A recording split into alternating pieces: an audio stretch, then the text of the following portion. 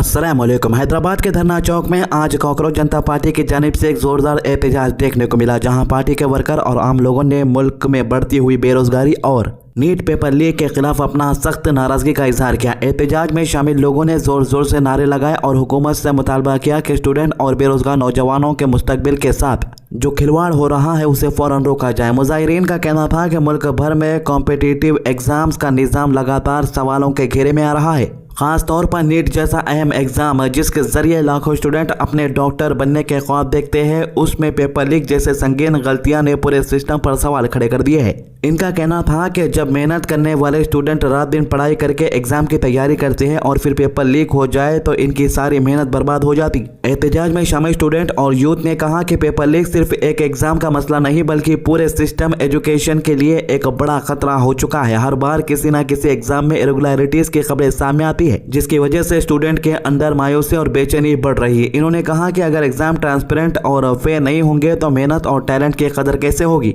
इसके साथ एहतजाज में बेरोजगारी का मसला भी जोर शोर से उठाया गया। मुजाहिरीन ने कहा कि मुल्क में तालीम याफ्ता नौजवानों की तादाद बढ़ रही है, लेकिन नौकरियों के मौके उस हिसाब से पैदा नहीं हो रहे। आज हजारों नहीं बल्कि लाखों ग्रेजुएट्स और डिग्री होल्डर्स नौकरी की तलाश में भटक रहे हैं। अच्छी एजुकेशन हासिल करने के बावजूद जब रोजगार ना मिले तो नौजवानों का फ्यूचर अंधेरे में चला जाता। कॉकरोच जनता पार्टी के लीडर्स ने मीडिया से बात करते हुए कहा कि हुकूमत एजुकेशन और एम्प्लॉयमेंट दोनों फ्रंट पर नाकाम नजर आ रही है। इनका इल्जाम है कि कॉम्पिटिटिव एग्जाम्स की इंटीग्रिटी को मेंटेन करने में बड़ी लापरवाही हुई है। पार्टी लीडर्स ने कहा कि स्टूडेंट का ट्रस्ट सिस्टम से उठता जा रहा है और ये मुल्क के मुस्तकबिल के लिए बिल्कुल अच्छा इशारा नहीं। एहतजाज करने वालों ने union education minister Dharmendra Pradhan के इस्तीफे का भी मुतालबा किया।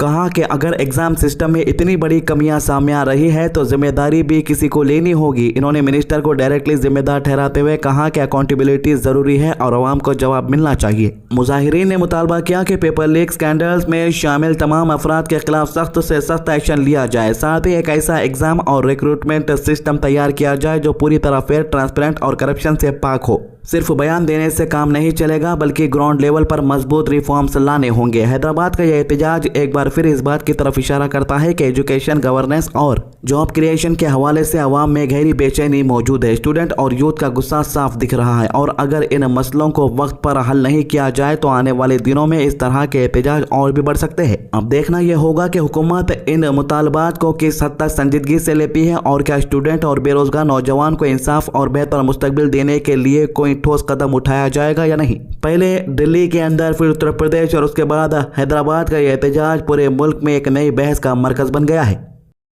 हैदराबाद में मुसलसल तेज बारिश के बाद पूरे शहर में हाई अलर्ट जारी कर दिया गया है। IMD यानी इंडिया मेट्रोलॉजिकल डिपार्टमेंट की तरफ से हेवी रेन्स का फोरकास्ट दिया गया, जिसके बाद हैदराबाद के तमाम 4 कमिश्नरेट्स यानी Hyderabad city police, Cyberabad police, Malkajgiri police और फ्यूचर सिटी पुलिस को रेन रिलेटेड इमरजेंसी से निपटने और आवाम की हिफाजत को यकीनी बनाने के लिए हाई अलर्ट पर रख दिया गया। हैदराबाद और आसपास के इलाकों में लगातार हो रही तेज बारिश की वजह से कई जगहों पर पानी जमा होने लगा। रोड पर वाटर लॉगिंग देखने को मिल रही है और ट्रैफिक मूवमेंट भी काफी मुतासिर हुआ।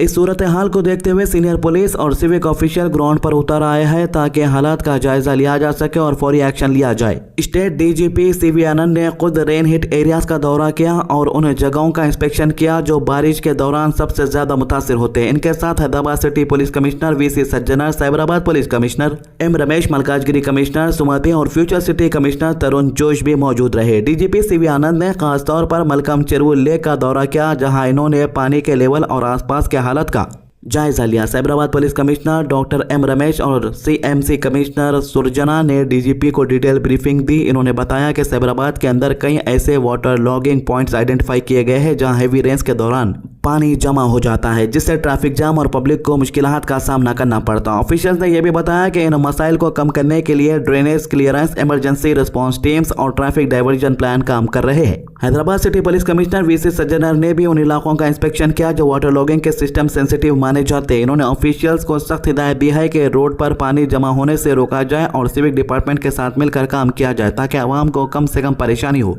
इनका कहना था कि पब्लिक सेफ्टी सबसे बड़ी प्रायोरिटी है और किसी भी इमरजेंसी सिचुएशन में इमीडिएट रिस्पांस दिया जाना चाहिए। मलकाजगिरी कमिश्नर सुमति IPS ने MMC कमिश्नर विनय कृष्ण रेड्डी के साथ बेगमपेट के चिकोटी गार्डन और दूसरे रेन इफेक्टेड एरियाज का दौरा किया। यहाँ इन्होंने ग्राउंड लेवल पर हालात देखे और रिव्यू किया था कि ट्रैफिक डिस्ट्रप्शन को कैसे कम किया जा सके। ऑफिशियल्स ने ड्रेनेज और वाटर फ्लो सिस्टम को इंप्रूव करने पर जोर दिया। फ्यूचर सिटी कमिश्नर तरुण जोशी ने भी वाटर लॉगिंग प्रोन लोकेशन का ग्राउंड रिव्यू किया। इन्होंने लोकल टीम्स को अलर्ट रहने और इमरजेंसी कॉल पर रैपिड रिस्पॉन्स देने की इंस्ट्रक्शंस दी। लेकिन दोस्तों, इस बारिश के दरमियान एक बहुत ही अफसोसनाक और दिल दहला देने वाला वाकया भी सामने आया था। आपको याद होगा, एक इंसिडेंट में बाप और बेटी की जान चली गई जब वो केयरलेसली लटक रही एक लाइव इलेक्ट्रिक वायर में कांटेक्ट में आ गए। यह हादसा पूरे शहर के लिए एक सख्त वार्निंग है कि बारिश के दौरान इलेक्ट्रिक पोल्स, खुली वायर और पानी भरी जगहों से बहुत ज्यादा एहतियात की जरूरत है। डीजीपी ने इस हादसे पर गहरा अफसोस का इजहार किया और तमाम डिपार्टमेंट को हिदायत दी कि ऐसे हजार्ड को फौरन आइडेंटिफाई करके रिमूव किया जाए। इन्होंने पुलिस ऑफिशियल और सिविक अथॉरिटीज के साथ मीटिंग में कहा कि रोड पर वाटर स्टेशनेशन को खत्म करना, ट्रैफिक ब्लॉक्स क्लियर करना और नॉर्मलिटी को जल्दी रिस्टोर करना सबसे अहम है।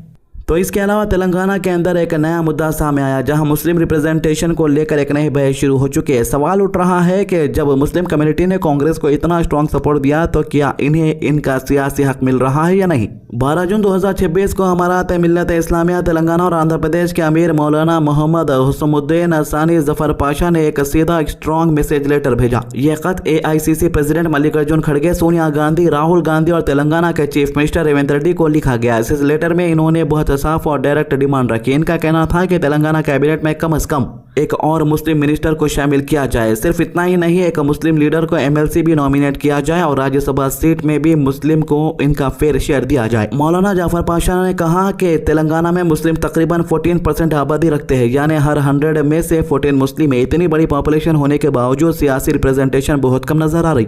इन्होंने राहुल गांधी के एक मशहूर स्लोगन का भी हवाला दिया, जितनी आबादी उतना हक। मौलाना साहब ने कहा कि अगर कांग्रेस वाकई इस स्लोगन पर यकीन करती है तो फिर मुस्लिम को भी इनकी आबादी के हिसाब से रिप्रेजेंटेशन मिलना चाहिए। सबसे इंटरेस्टिंग और सेंसिटिव पॉइंट इन्होंने ये उठाया कि अपर कैस्ट कम्युनिटी जो 10% से भी कम पॉपुलेशन रखती है, इनके पास 7 की पोजीशन मौजूद है, जिनमें चीफ मिनिस्टर की कुर्सी भी शामिल है। तो फिर मुस्लिम जो 14% है, इन्हें सिर्फ एक मिनिस्टर पर क्यों रोक दिया गया। दोस्तों, ये सवाल सिर्फ एक कम्युनिटी का नहीं बल्कि पॉलिटिकल जस्टिस और रिप्रेजेंटेशन का भी है। अब ग्राउंड रियलिटी समझते हैं। फिलहाल तेलंगाना कैबिनेट में सिर्फ एक मुस्लिम मिनिस्टर मौजूद है और वो है फॉर्मर क्रिकेटर और कांग्रेस लीडर मोहम्मद अजहरुद्दीन। अजहरुद्दीन अक्टूबर 2025 में MLC रूट से कैबिनेट में आए थे। इनके पास माइनॉरिटीज वेलफेयर और पब्लिक एंटरप्राइजेज जैसे पोर्टफोलियोज है। लेकिन प्रॉब्लम यही खत्म नहीं होती। सबसे बड़ी बात यह है कि कांग्रेस के पास एक भी इलेक्टेड मुस्लिम MLA नहीं है। जी हाँ, लेजिस्लेटिव असेंबली में कांग्रेस का 0 मुस्लिम MLA है। लेजिस्लेटिव काउंसिल में भी सिर्फ एक नॉमिनेटेड मेंबर है। यही वजह है कि मुस्लिम कम्युनिटी के अंदर डिसैटिस्फैक्शन बढ़ता हुआ नजर आ रहा है। मुस्लिम लीडर और कम्युनिटी ऑर्गेनाइजेशन का कहना है कि इलेक्शन के वक्त मुस्लिम को याद किया जाता है, वोट्स लिया जाता है, प्रॉमिस किए जाते हैं, लेकिन जब पावर शेयरिंग का वक्त आता है तो रिप्रेजेंटेशन बहुत कम हो जाती है। तेलंगाना कांग्रेस मुस्लिम फोरम यानी TCMF ने भी वार्निंग दी है। इनका कहना है कि मुस्लिम कम्युनिटी तेलंगाना इलेक्शन में एक क्रूशियल रोल अदा करती है। अगर इनकी नाराजगी दूर नहीं की गई तो कांग्रेस को फ्यूचर इलेक्शन में लॉन्ग टर्म पॉलिटिकल डैमेज हो सकता है। तो ये 3 मामलों की अभी तक की अपडेट। आज की अच्छी बात, हुजूर सल्लल्लाहु अलैहि वसल्लम ने फरमाया, रश्क तो बस 2 ही आदमियों पर हो सकता है। पहला, जिसे अल्लाह ने कुरान का इल्म दिया हो और वो रातों के क़याम में कुरान पढ़ता हो। दूसरा, वो मालदार जो दिन रात अपना माल अल्लाह के राह में खर्च करता है। बुखारी 5025। हमारे चैनल को सब्सक्राइब कीजिए, वीडियोस को ज़्यादा से ज़्यादा शेयर कीजिए। अल्लाह हाफिज़।